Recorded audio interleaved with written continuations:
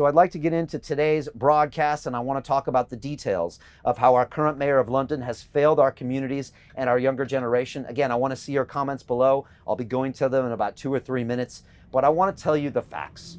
When the mayor was elected in 2016, he pledged, and I say, and this is a quote, he pledged to, quote, invest in and protect youth services in London right now. And that's exactly what he said.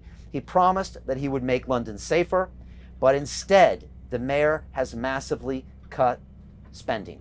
And the youth services budget were cut by 46% between 2012 and 2019, 46%. And an even larger funding cut is being expected in 2020 and 2021. He also closed our youth centers. Since 2011, London has lost at least 100 youth centers.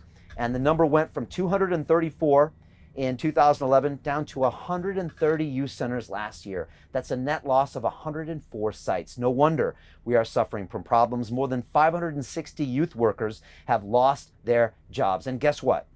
That coincided with a rise in youth violence overall, as spending on the youth services were cut by 46%, and now 29 London councils have cut their budgets by a combined £36.3 million.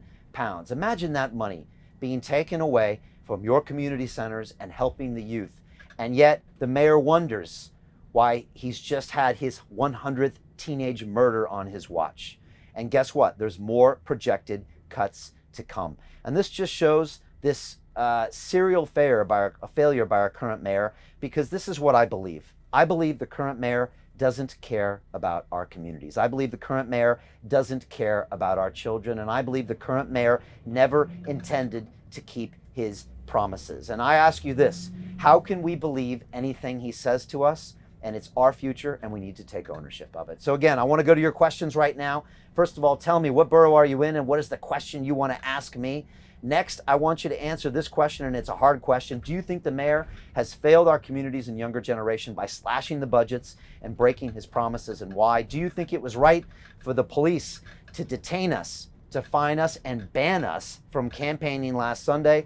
And do you think it was politically motivated? And do you think that free and fair elections should take place on May 6th? And do we need new leadership, new ideas, and to take London in a new direction? I'm going to the comments right now, and there's a lot of them. All right, keep these coming. A lot of them are coming from Instagram and YouTube and all sorts of platforms. I appreciate you. This is great.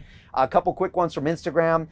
We've got I always love the names on Instagram.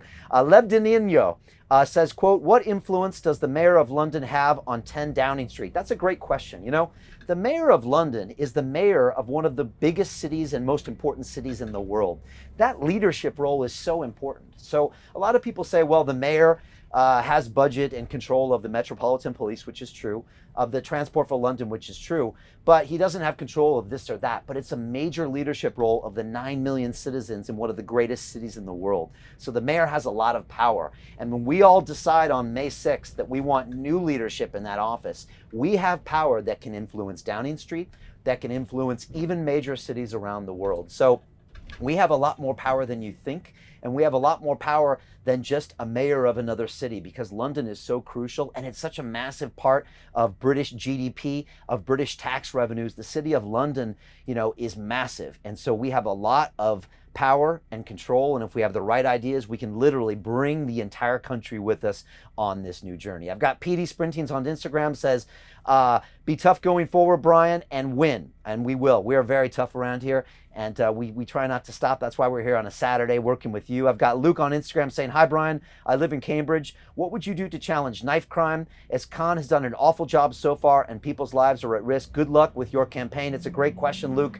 On his watch, knife crime has increased every single year. And I spoke recently with a very senior Metropolitan Police officer.